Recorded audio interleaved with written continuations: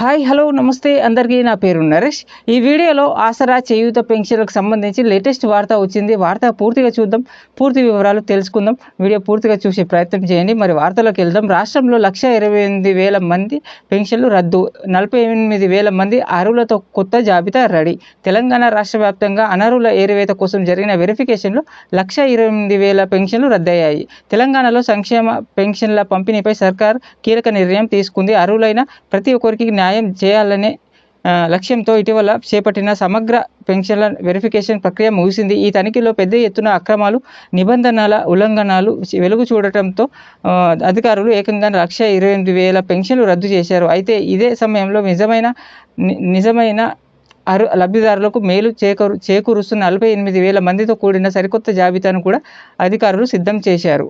అయితే అనర్హుల తొలగింపుకు కారణాలైతే ఇవే. వివిధ రకాల పెన్షన్ల విషయంలో క్షేత్రస్థాయిలో విచారణ జరిపిన అధికారులు మృతులు, సుదీర్ఘకాలంగా అందుబాటులో లేని వారు, వలస వెళ్లిన వారి పేర్లను లబ్ధిదారుల జాబితా నుంచి తొలగించారు. అదేవిధంగా ప్రభుత్వ నిబంధనలను విరుద్ధంగా పెన్షన్లు పొందుతున్న ప్రభుత్వ ఉద్యోగుల తల్లిదండ్రులు, 5 ఎకరాలకు పైగా వ్యవసాయ భూమి ఉన్న సంపన్నులు, ఆదాయపు పన్ను చెల్లిస్తున్న వారిని, ట్యాక్స్ పేయర్స్ చెల్లిస్తున్న వారిని గుర్తించి వారి పెన్షన్లను కట్ చేశారు. రద్దయిన మొత్తం లక్షల పెన్షన్లు అధికంగా 1,02,000 పెన్షన్లు గ్రామీణ ప్రాంతాలకు చెందినవి కాగా మిగిలిన మున్సిపాలిటీలో పరిధిలోనివి.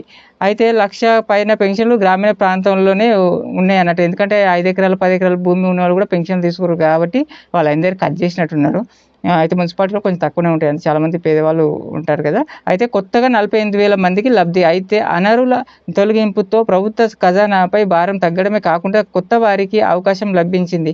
అర్హత ఉండి కూడా ఇంతకాలం పెన్షన్లు రాని 48,000 మంది వికలాంగులు, వితంతువుల పేర్లతో అధికారులు కొత్త జాబితాను రెడీ చేశారు. రాష్ట్ర ఆర్థిక శాఖ నుంచి ఆమోదం లభించిన వెంటనే కొత్త లబ్ధిదారులకు పెన్షన్లు మంజూరుకు అధికారిక ఉత్తర్వులు వెలువడనున్నాయి.